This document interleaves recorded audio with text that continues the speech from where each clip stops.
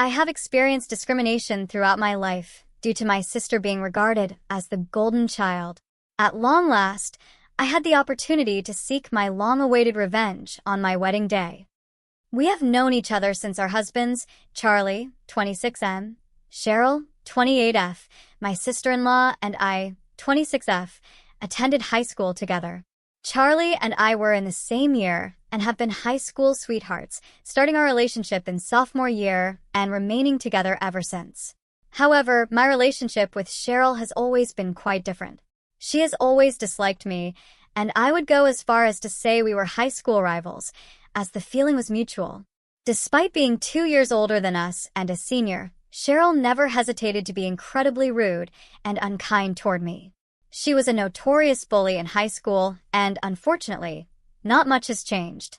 I was the only one who dared stand up to her back then, while most people were intimidated by Cheryl and her group of friends. They had a reputation for bullying anyone who crossed their path, and some students even transferred schools due to the relentless cruelty and rumors they spread. It was truly that bad, and I am not exaggerating. However, I never feared Cheryl, even before Charlie and I started dating. I had known her brother for a long time, and we were close friends. To me, Cheryl never seemed like an intimidating figure, just another person, which is how I believe everyone should have seen her. But as we know, high school can be a strange place. Once I began dating Charlie, I became even more confident in standing up to Cheryl. I believe she felt powerless over me, despite being older, and this disturbed her. One particularly horrible incident occurred during this time. One morning, as I opened my locker, I was drenched in dead fish and fish water, covering me from head to toe in a disgusting, sticky mess. I had to go home, completely humiliated and upset. Although I couldn't prove it, I was convinced that Cheryl was behind the prank, especially since we had had a heated argument the day before in the cafeteria, where I publicly called her a brain-dead zombie in front of her friends, some of whom laughed. I believe Cheryl couldn't let that go, which led to the incident. Charlie suspected it was his sister as well, and they had a fierce argument. He eventually convinced her to back off, though he couldn't get her to apologize to me. Over the years, despite my relationship with Charlie, Cheryl and I didn't speak after that incident. However, once Charlie and I got married last year, our in-laws urged Cheryl and me to make an effort to get along, now that we were officially family. Some nosy relatives had been commenting on our lack of interaction at family gatherings, which embarrassed them. Ready to move on from the past, I agreed to be civil. Cheryl and I shook hands and decided to be cordial during family events, though it was clear we wouldn't become best friends overnight. For a while, things seemed to be going well. We would exchange pleasantries and go our separate ways whenever we encountered each other, and I believed the bad blood was behind us. However, a few months ago, Cheryl's behavior took a turn. She showed up empty-handed to my birthday celebration, which wasn't a big deal, but then things escalated. At my birthday party a few months ago, Cheryl did something that left me feeling hurt and disrespected. While I was opening gifts from friends and family, she handed me an email for an online cooking course she had purchased, claiming it was a joke. However, no one laughed, and I certainly didn't either. For context, I had spent the entire day cooking for the event by myself. I've always loved cooking and experimenting in the kitchen. Even though I'm not a professional chef, it's been a passion of mine since childhood. Her comment about giving me cooking lessons felt especially cruel, considering she had just eaten a meal I had prepared.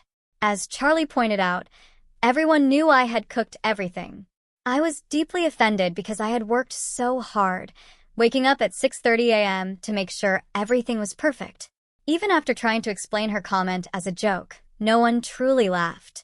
Cheryl kept insisting she was just kidding, but then took it further by claiming that the food had made her feel sick and that she might throw up at any moment. She even joked that people should clear a path to the bathroom, just in case. Her remarks were incredibly hurtful, especially since everyone else, including Charlie, had told me the food was fantastic.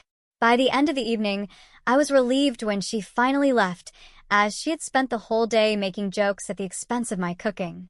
She didn't even bother saying goodbye. After this incident, I realized that Cheryl hadn't changed at all. She was still stuck in her mean girl high school persona.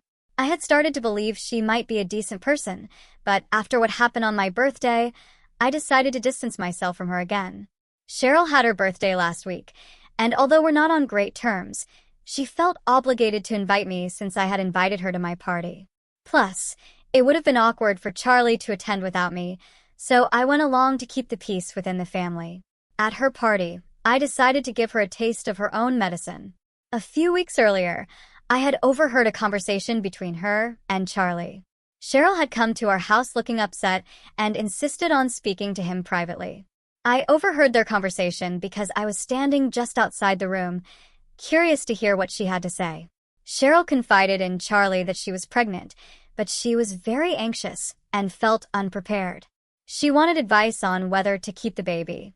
Charlie advised her to talk to her husband and suggested that, since the pregnancy was still early, they could discuss their options. He emphasized that it was ultimately her decision but felt her husband should be part of the conversation. Given what I had overheard, I thought it would be funny to gift her the book What to Expect When You're Expecting at her birthday party. Fortunately, she didn't open the gifts in front of everyone, but that didn't stop things from going south. The next day, Cheryl called me in tears, accusing me of ruining her life and deliberately trying to sabotage her marriage. I had no idea what she was talking about. She was so upset that I couldn't even get her to explain. She hung up, leaving me confused and shocked. Later, my in-laws filled me in on what had happened. Cheryl had been unwrapping her gifts with her husband when she came across the book I had given her. Attached was a note where I congratulated her and Charlie on the pregnancy. The problem was, Cheryl hadn't told anyone about the pregnancy yet. Worse, her husband had been under the impression that he couldn't father children due to a medical condition. My gift inadvertently confirmed his suspicions that Cheryl had been unfaithful. While no one in the family knows for certain if she cheated, the situation has cast a dark shadow over her marriage. In hindsight, I realized my attempted joke with her had serious, unintended consequences. Cheryl had come to Charlie seeking help, possibly because she didn't want her husband to know about the pregnancy, and now we understand why. Cheryl was very anxious when she spoke to Charlie about her pregnancy because she didn't want her husband to find out, especially if she was considering ending the pregnancy without his knowledge. Since she is a homemaker, any large expenses would likely raise suspicion, and trying to pull out a significant amount of money would be difficult without attracting attention. Cheryl made a considerable effort to convince her husband that I was simply joking with a gift of the pregnancy book and that nothing more was going on. However, he wasn't convinced. He argued that if there wasn't any truth behind the situation, Charlie and I wouldn't have given her that book as a joke. Her husband asked her to leave, and as of now, Cheryl is living with her parents. My in-laws asked me to speak with her husband and convince him that the gift was just a joke. They believe that if I could persuade him, he might be willing to reconcile with Cheryl and save their marriage. They're placing a lot of the blame on me, believing I triggered the downfall of their relationship. However, I disagree. After the way Cheryl behaved at my birthday, I feel that my actions were justified. I didn't intend to cause this much trouble, and I believe the responsibility for her marriage issues lies with Cheryl's actions, not with me. If she had been faithful to her husband, none of this would have happened. Charlie feels the same way, although he does think the gift was a bit excessive given what transpired. He doesn't believe I should apologize to Cheryl or speak to her husband. He feels we should stay out of it, as her marriage is already on shaky ground. My in-laws, on the other hand, keep pressuring us. They believe that if we don't convince Cheryl's husband that this was all a harmless joke, the family may be torn apart by a divorce. They suspect Cheryl had indeed been unfaithful, especially since her husband is sterile and she was pregnant when she confided in Charlie. We want no part in defending her actions. I only gave her the pregnancy book as a lighthearted form of revenge for the way she treated me at my birthday, and I never intended for it to cause such chaos. I don't feel guilty about it, as I didn't act with malicious intent. Still, everyone is treating me as though I orchestrated some sinister plot to destroy Cheryl's life, which I find absurd. To provide an update, it's been 2 weeks since I gave Cheryl that book, and so far, we've avoided speaking to her husband. From what we've gathered, Cheryl had indeed been cheating on her husband with someone else. I believe it may even be someone from Charlie's circle of high school friends. Cheryl called recently and said it was unfair that she was being blamed for everything while the other person involved wasn't facing any criticism. She mentioned that this other man wasn't even willing to defend her. While we don't know exactly who she was referring to, Charlie has a few married friends from high school, but that isn't our main concern. Managing the situation with my in-laws has been a real challenge. They keep insisting that I should speak to Cheryl's husband before he files for divorce, thinking I could stop it by explaining that my gift was just a joke. However, I have no intention of getting involved in this drama.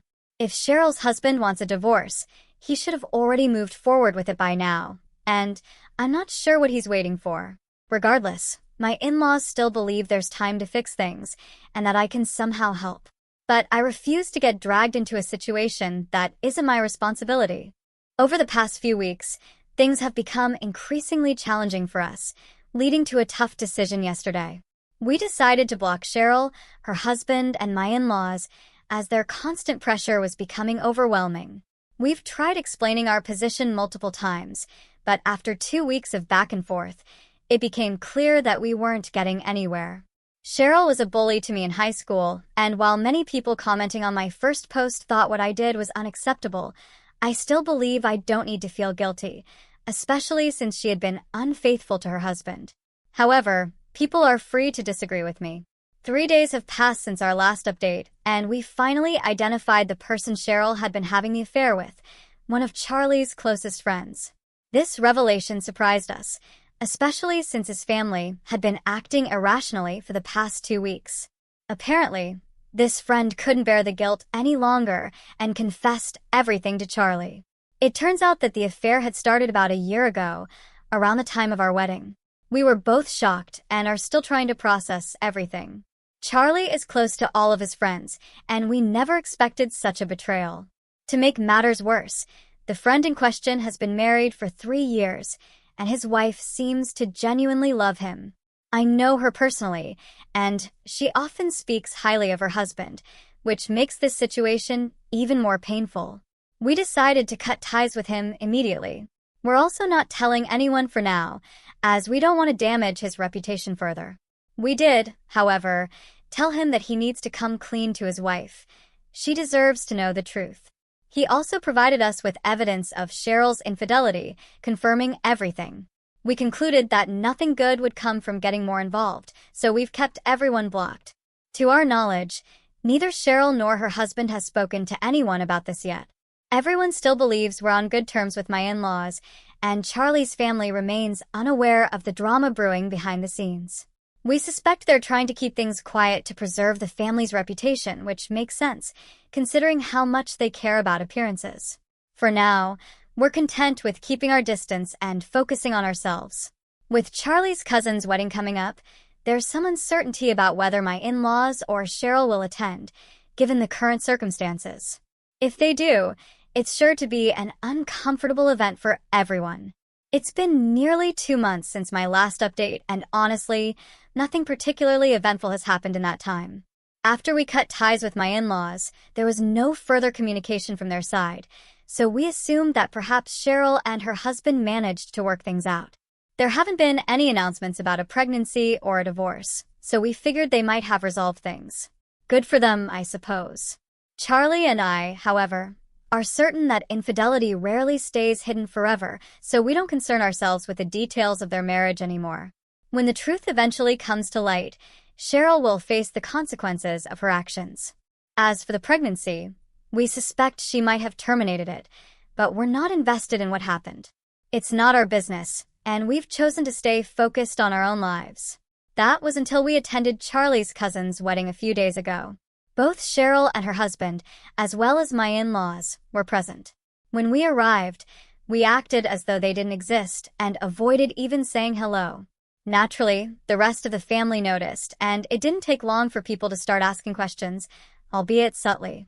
We knew they were fishing for gossip, but we just kept to ourselves and didn't entertain any inquiries. It's happening. 2 weeks have passed since our return from Charlie's cousin's wedding, and today I finally heard from a couple of cousins.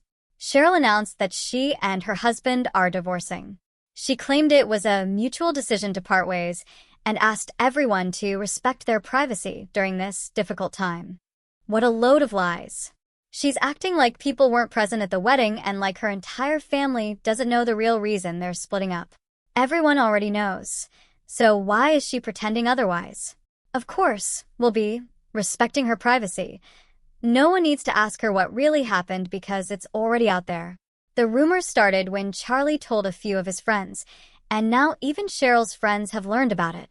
We don't regret a thing.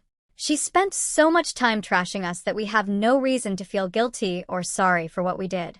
If she wanted to go low, we were more than willing to go lower. Cheryl has always been a bully, and it felt good to finally put her in her place. If some people see us as the bad guys, so be it.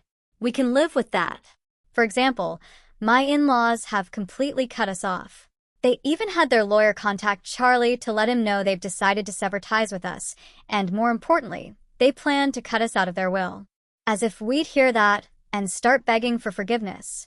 That's not going to happen. We're not sellouts who can be bought.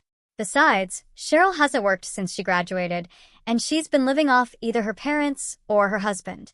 They probably need to keep all their money for themselves anyway, given the circumstances. So yes, they can keep their money, and Cheryl can have her life. We did what we felt was right, and we're not going to pretend otherwise. Charlie and I are quite happy with our lives, and we have no interest in chasing after anyone else's approval. Thank you for watching. If you haven't subscribed yet, please do so, and hit the notification bell to stay updated with more shocking real-life stories happening around you.